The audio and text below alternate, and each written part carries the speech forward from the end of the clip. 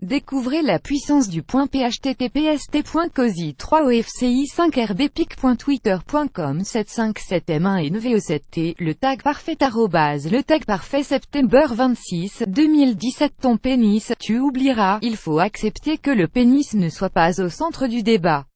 Les hommes n'êtes pas habitués à ça. Ils se familiariser à quelque chose qui jaillit de leur corps, alors que la ceste en interne, sans éjaculation, indique Alain Héril. D'autant qu'il est même déconseillé de faire deux choses à la fois. Il est absolument nécessaire de ne pas toucher votre pénis durant une session car cela réoriente et écrase au niveau du cerveau les sensations subtiles venant de votre prostate par celles venant du pénis.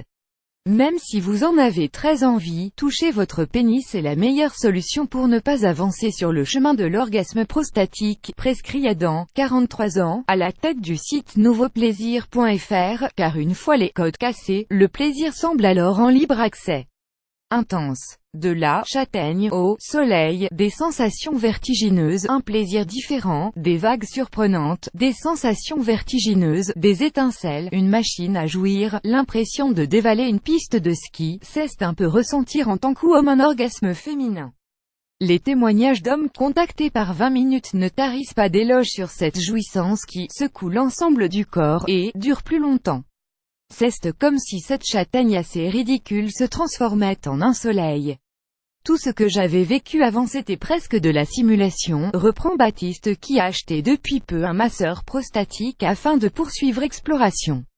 Pour Adam, aussi, la recherche s'est construite par étapes, pour ce plaisir si puissant. J'ai découvert ce plaisir, il y a 8 ans, par curiosité.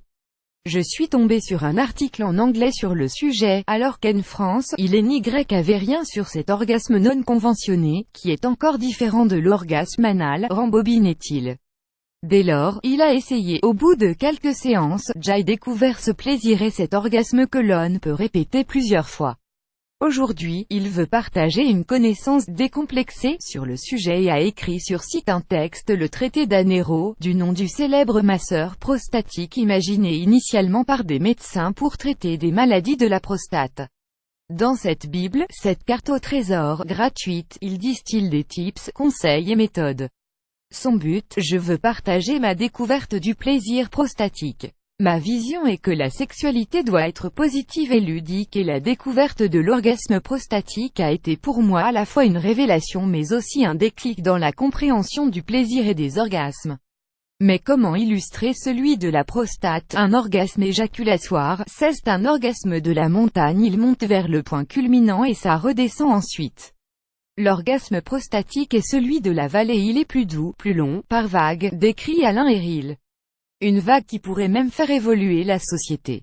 Des effets bénéfiques en termes de santé publique et sociale, les hommes ne connaissent pas leur corps. Pourtant, il est important de s'informer sur ce qu'est la prostate, à quoi elle sert, ce qu'elle génère. Bref, prendre le truc en main. Car on peut arriver du jour au lendemain devant la chose avec un cancer et être totalement désarmé, analyse Christian, 65 ans, membre de l'association de lutte contre les cancers masculins, Sérum. Olivier, 46 ans, président de l'association, enchérit.